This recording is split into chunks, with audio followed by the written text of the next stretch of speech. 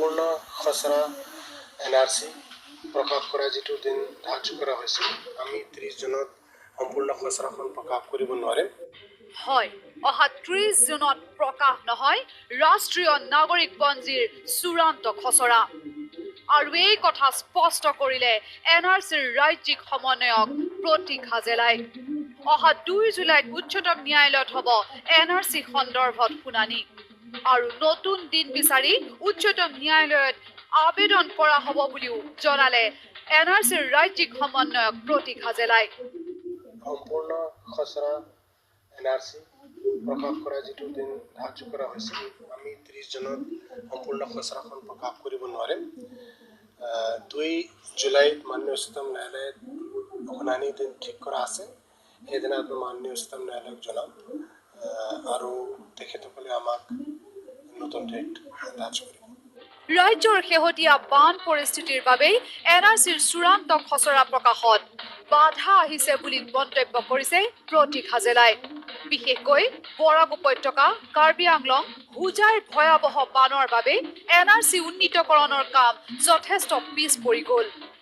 বানৰ বাবে বিগত 8-10 দিন NRCৰ কামত বাধা আহিল বুলিও মন্তব্য NRCৰ ৰাজ্যিক সমন্বয়কগৰাকীৰ বৰাক ভেলী পাৰ্টিকুলাৰলি আমাৰ বানপানী এফেক্ট কৰিছিলে 13 জুনৰ পাছত আৰু তাৰ কাৰণে আমি অলমোষ্ট 8 নে 10 দিন আমি পিছুৱাই গ'লো মেইনলি সেইটো কাৰণে ইয়াৰ বাহিৰে ৱেষ্ট কাৰ্বি আংলং আৰু হোজাই ডিষ্ট্ৰিক্টতো বানপানীৰ কাৰণে অকণমান আমি চাফাৰ কৰিবলগীয়া হৈছে গতিকে গোটেইবোৰ কাৰণ লৈ পিনি আমি ইতিলৈকে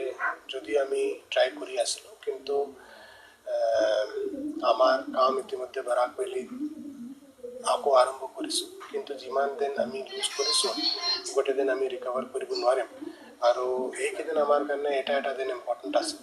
অহা 30 জুনত NRCৰ চূড়ান্ত খচৰা প্ৰকাশ নাপালেও শীঘ্ৰেই এটা নতুন দিনত NRCৰ চূড়ান্ত খচৰা প্ৰকাশ কৰিব পৰা যাব বুলিও জনাইছে প্ৰতীক হাজেলাই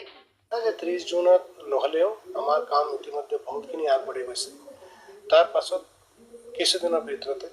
অতি সোনকালে আমি সম্পূৰ্ণ খচৰাখন প্ৰকাশ কৰিব পাৰিম কিন্তু তাৰ ডেট মই দিব নোৱাৰোঁ মই গোটেই খতিয়ান গোটেই প্ৰগ্ৰেছ মাননীয় উচ্চতম ন্যায়ালয়ৰ সন্মুখত প্ৰস্তুত কৰিম তাৰপিছত তেখেতসকলে যিটো ডেট দিব সেইটো প্ৰকাশ কৰা দেন হ'ব